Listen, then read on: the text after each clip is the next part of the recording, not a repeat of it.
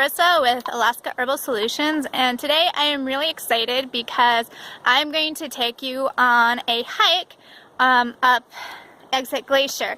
So you can kind of see it there, and I'm excited because while I wasn't able to do a hike in person with anybody that I put together, I really wanted to do something for you guys this year, and so that's what we're doing. However, before we get started, I want to tell you that I'm really close to launching the pre-sales of my product Alaska Winter, which is to help people with winter affective or seasonal affective disorder. And I'm excited because it's something that I use. I formulated it for myself, and then I went through extra formulation to help people. It has only 5 ingredients, and it is least likely to actually interact with any medication. And the way it's going to work is I need 300 pre-orders in order to get the manufacturer to make the product. And it's going to be, the pre-sale is going to be $30 instead of $40, so you get it $10 off, plus you get a PDF that tells you some really helpful tips that I found helpful over the years for helping with seasonal affective disorder. Now, Alaska Winter is for people who are using light therapy as well as vitamin D3, but they still need a bit of extra oomph. So I'm really excited to share this with everybody because I know that it's helped me, and I want to help you guys too. So let's get started with the hike. Okay, so the first thing that we come across here is yarrow. So yarrow is this white flower plant right here. Let's see if I can get it to, there we go, focus on it. Anyways, so yarrow is wonderful. It's actually one of the ingredients in Alaska Winter. And what's really nice about yarrow is it has several different things. Like I said, I'm using it for seasonal affective disorder. However, it's also great for stopping bleeding, the dried or fresh leaves. Something I just found out about yarrow, which I haven't tried yet, but I'm excited to, is if you take the root, there is a purple root that is longer and different from the other roots, and is like an analgesic or an anesthetic that you can use for making your mouth numb. So that's really exciting. I can't wait to use that. And then I also use it when I noticed that it helped with my cramping when I have PMS, and it's really good for that too. So it's just an overall awesome plant. So the next thing that we have, which is right next to the yarrow, is pyrola. And this is a smaller leaf pyrola than I'm used to, but it's the same thing. And it's technically a wintergreen, but you can put it in oil and make a salve out of it, which is really good for neuropathy. And that has to do with the damaged nerves. And my husband's been using it on his neuropathy that he has in his hands and fingers, and it's been helping him. Alright, going right along, I found some big leaf pyrola. That's this stuff right here. As you can see, it's nice and green, and like I said, it will stay green throughout the winter. And this is the stuff that Doc Spady uses in his pyrola cream, and that's what I am making something out of right now instead of the smaller ones. So another reason that I wanted to go now is not a lot of people know what things look like in the fall. And eventually I want to make a book of everything, what it looks like in all of the different seasons. So this right here, obviously, well, maybe not so obviously, is fireweed. Now, fireweed is good for constipation, so the fireweed leaves and that kind of thing.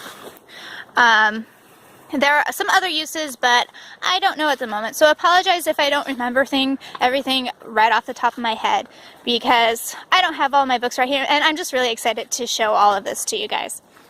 So this right here, you can't see the berries because they're all gone, but you have elderberry leaf right here. It could also be mountain ash, but I'm pretty sure it's elderberry. So the red elderberry, which grows up here naturally, the seed has has a high amount of arsenic in it, but you can make a jelly out of the berry itself if you de-seed it first. You can also use the elderflowers in a tea that I use for colds, which is a really awesome tea. I'll have to post the recipe for it sometime. The big thing that we have here is this big stalk, and this big flower is called cow parsnip, or puchki as some people will call it. It has big leaves that look like maple leaves, and you can actually see back there one of the leaves that is still there. Anyways, so puchki, you can actually eat the inside of it, but if you are, it's a really tricky plant, because if you get it on you and then the sun gets on where the oils touched your skin, it will cause burns and blisters. And I haven't seen it, but my husband's brother had it when he was younger, and it's really, really not fun, according to him. It's very similar to getting like poison oak or poison ivy. Ooh! Ah! I just found something cool. Okay, so this one, yes, this is wormwood. You might have seen my post on wormwood on Facebook, and you can tell by the silver leaves that that's what it is. And when I'm hiking, I usually like to use this for my bug repellent if I forget my own. And yeah, it's really good for bug repellent. It is also good for menstrual cycles, and as the name suggests, it is good for deworming plants, or not plants, but animals as well as humans. Right, so right here we have sphagnum moss. It's really like mushy, and it absorbs a lot of water, and so it's really good for packing wounds because it's also antiseptic, but it's like the squishy stuff that you find. But yeah, so in World War II, might have been World War I, I'm not sure, but I'm pretty sure it was one of the world wars. Anyways, the British actually made their bandages and stuff like this. And you can also use this if you like to tap trees. You can use this to fill the holes that you tap with, so that the trees don't lose too much sap.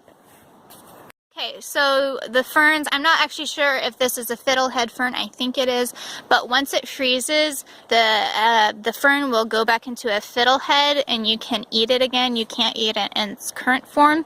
And when it's in its fiddlehead form, the little casing, it's like a brownish type casing or whatever, you can rub that on stinging nettle that has gotten on you, and it will help relieve the itch. As you are hiking up Exit Glacier, you will find signs like these, and some of you might wonder, because it goes all the way back to like 1864 or 18, or was it 1815, something like that.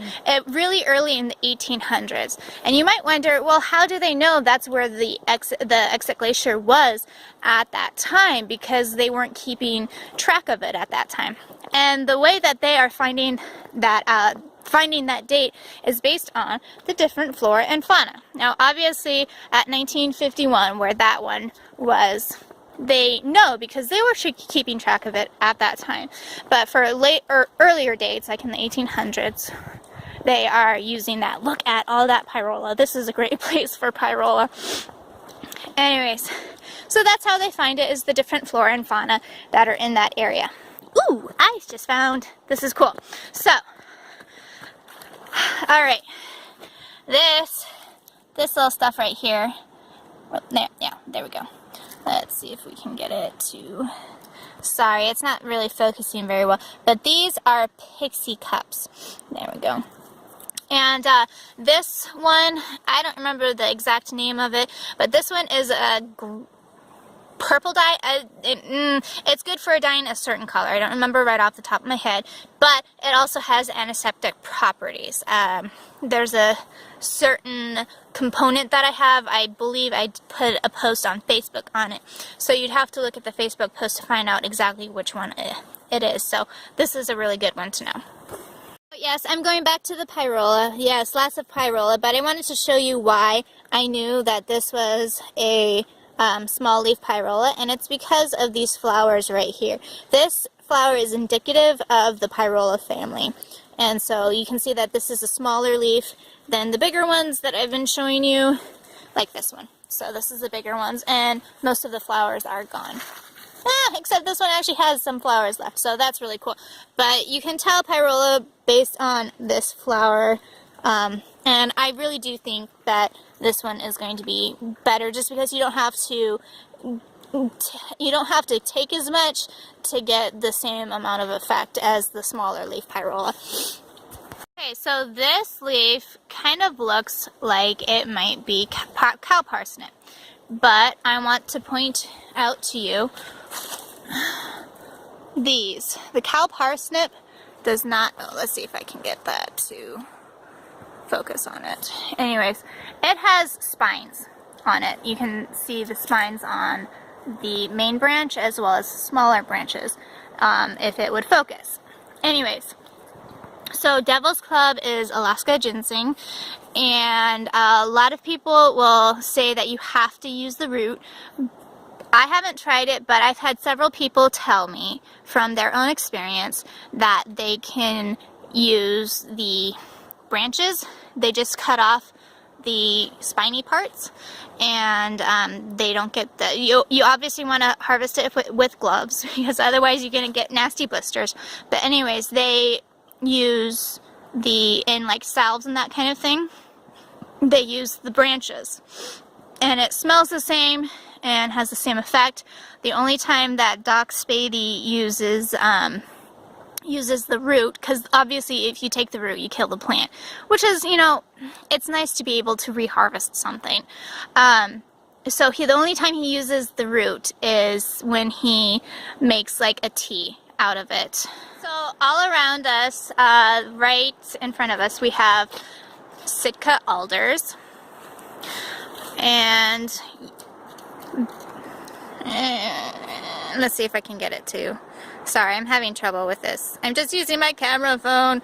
But anyways, so these are basically the fruits that are on it, and the fruits are edible. They're high in vitamin C, and when they're brown like this right over here, when they're brown like that, it's more like survival fanfare. But what's nice about the alder, and basically any deciduous tree, is that it has aspirin-like properties, especially the willow, okay,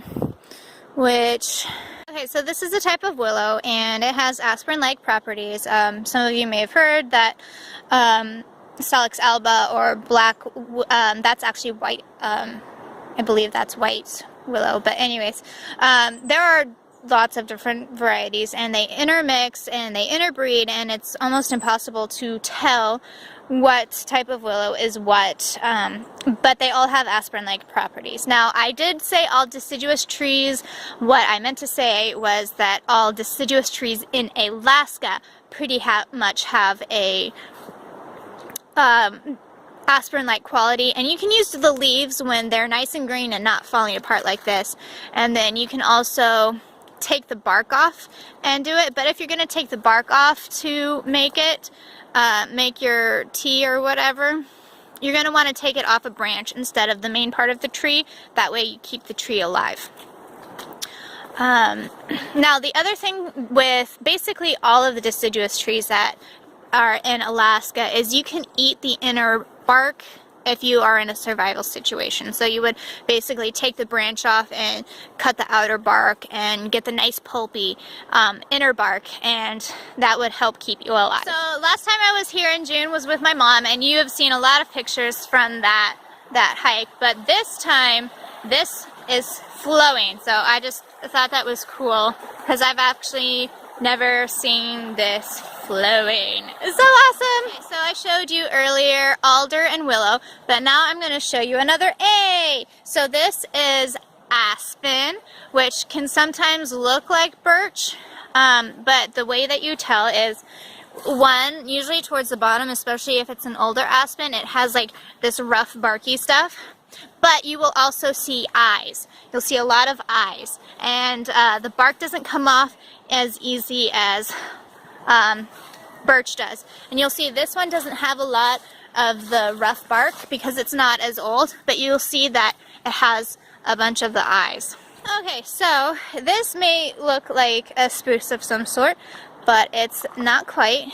And you can tell because it has like multiple different branching things, but you can use it pretty much the same way you use any of the spruces.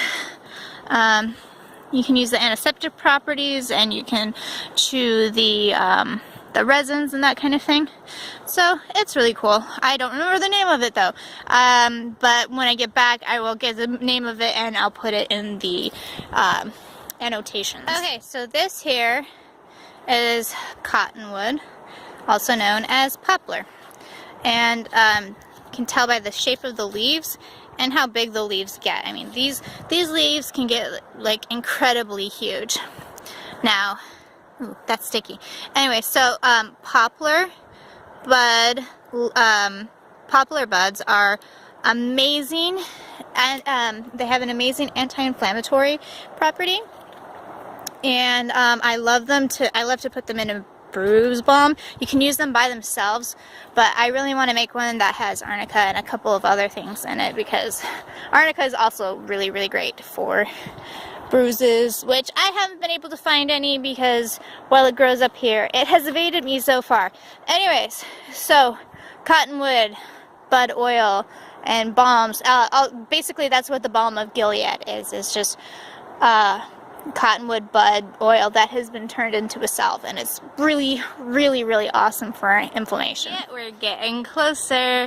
Now today we're not going to go all the way to the top. We're just going to go to the viewpoint, but we've still seen a lot of stuff, and not as much as I saw in June, but it's still a lot of stuff. And you got to see some of the stuff, what it looks like in in fall.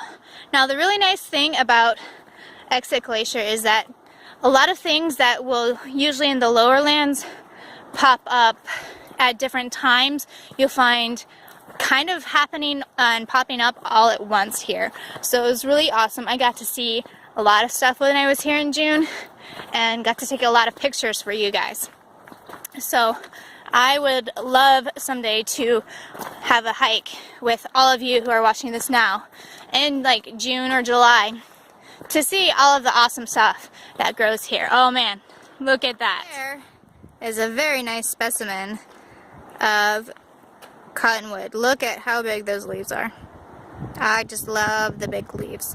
So the leaves also have anti-inflammatory as well as aspirin-like compounds, so those are really good to like I said, with all deciduous trees, those are really good to, if you have a headache or if you have any inflammation, you can make a tea out of that, and if it's in the winter, you can use the bark of a branch. So we are almost to the edge of the glacier.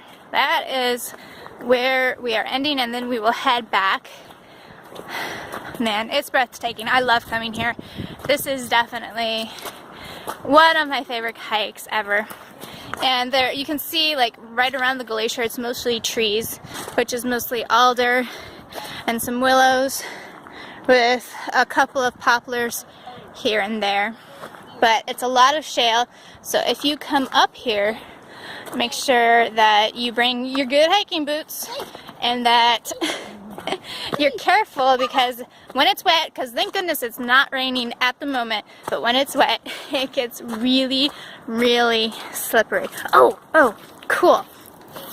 So these are really cool right here. These turn into catkins if I'm not mistaken, or they might be a different variety. They might be the fruit of this alder versus this one.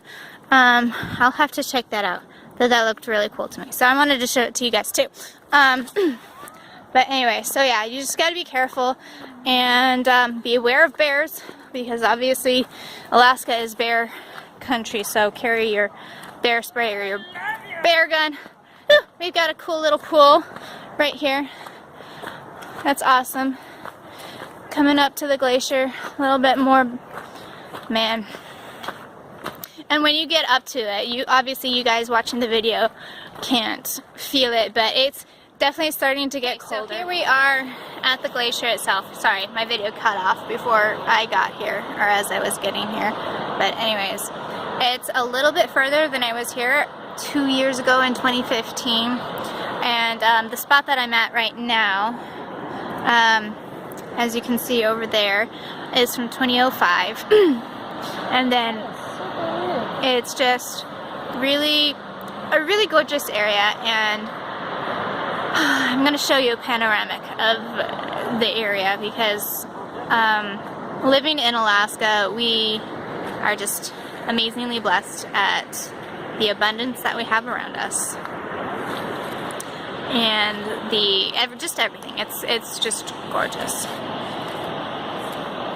That's it for today's hike. I hope you enjoyed it, and I hope you learned some stuff. And hopefully in the future, starting in springtime, I will be able to host some hikes where you can join me.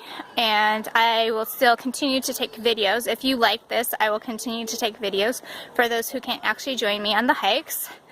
Alright, so thank you for watching. I hope you enjoyed it, like I said. And if you did, like my page, Alaska Herbal Solutions, and on Facebook. And check out my website, www.alaskaherbalsolutions.com. Thanks. Bye.